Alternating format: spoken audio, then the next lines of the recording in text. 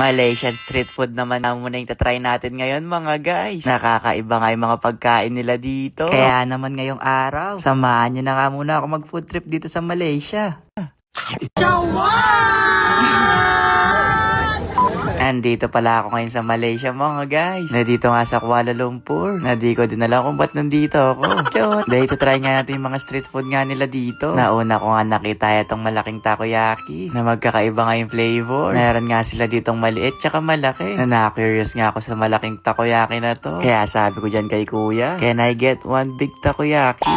Oh, diba? Napa-English tayo nang wala sa oras. Pero minsan kapag pagod na ako mag-English dito sa ibang bansa, nagsa-sign language na lang ako. Na medyo malaki rin pala siya mga guys, oh. Parang kasing sukat lang din siya ng Dragon Ball. Na masarap din naman siya. Nasa loob nga, meron nga itong hotdog. Meron ding isang iklog. Meron ding cheese. Dapat naglagay na rin ng ham para hamin cheese na lang to ng mga guys. Shoot! Na meron din pala ako nalasahang corn. Nasakto nga lang din yung lasa niya. Siguro kung i-rate ko to nasa 7/10. Na para kasing naumay ako sa laki. Na may nakita rin pala akong oyster dito. Pero parang mas masarap tong pusit. Na sobrang bango nga niya. Yun nga lang, medyo pricey nga lang to. Pero mukha kasi talaga siyang masarap. Na ang laki pa niya, oh. Kaya naman ito try na natin tong mga guys. Na pinaluto ko na dyan kay kuya. Na pwede naman tong ipahiwa kagad mga guys. Pero sabi ko wag na muna siyang hiwain. Para ba aesthetic sa video no mga guys.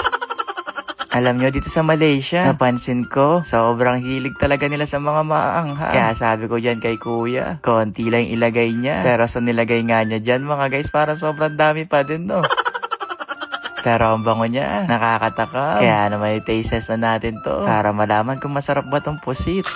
Medyo mainit lang pala siya. Pero parang masarap yung mga binudbud ni kuya dito. Na medyo matigas nga lang siya dyan ng konti. Kaya medyo nahirapan ako sa pagkain dito.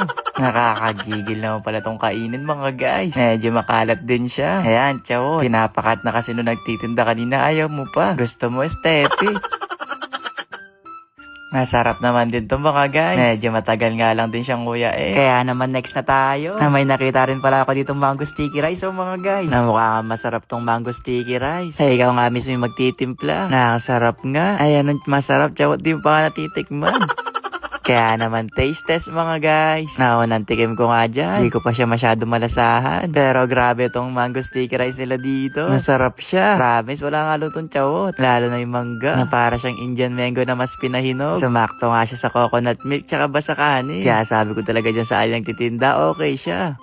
Na nagustuhan din to ni ate. Kaya 10/10 sa amin tong mango sticky. Na may nakita rin pala kami dito na parang ham. Na barbecue means tawag yata dito. Na pina-free taste nga kami dyan. Na masarap din to. Para siyang lasang bacon. Na parang spam. Dahil nagustuhan nga namin yung mangga. Dumiretso nga kami dito sa nagtitinda ng mga mekos-mekos na prutas. Na kumuha ako dyan na hindi pa hinog. Na nagustuhan ko kasi talaga yung mangga. Kaya medyo dinamihan ko. Kumuha rin ako ng isang slice sa pakwan. Baka pati pakwan mga guys, iba rin yung lasa dito. Na medyo dinamihan ko pala yung pampalasa dyan. Kasi medyo masarap kayong spices nila dito. Kaya naman taste test na natin mga guys.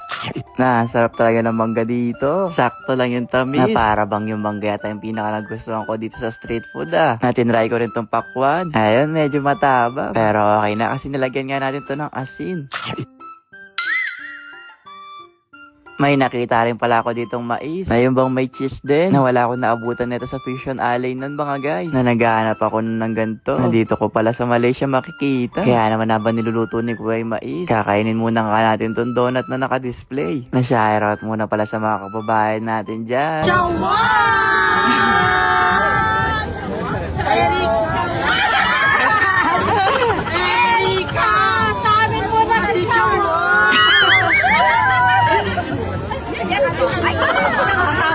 Balikan na nga ulit natin tong mais. Eto, malapit na nga siya maluto. Na mukha pala talaga tong masarap sa personal. Pero para mas masarap yung naka-blue ng mga guys. Sobrang cheesy nga. Na parang cheese lahat yata to. Konti lang yung mais ah. Ang sarap pala ng mozzarella. Sakto pala yung combination niya sa mais. Na medyo mainit nga lang siya. Pero masarap siya mga guys. Eto, may nagpa-taste test pa nga sa akin dito. Na para rin siyang barbecue na steak. Ang sarap din neto mga guys. Sabi ko kaya sa niya to nabili. Pero last na yun kasi nabusog na ako. At last na tong buko para may panulak tayo sa lahat ng mga kinain ko ngayon. Na na-enjoy ko nga yung food trip ko dito. Kaya naman hanggang dito na lang ha. Ayun lang. Bye-bye!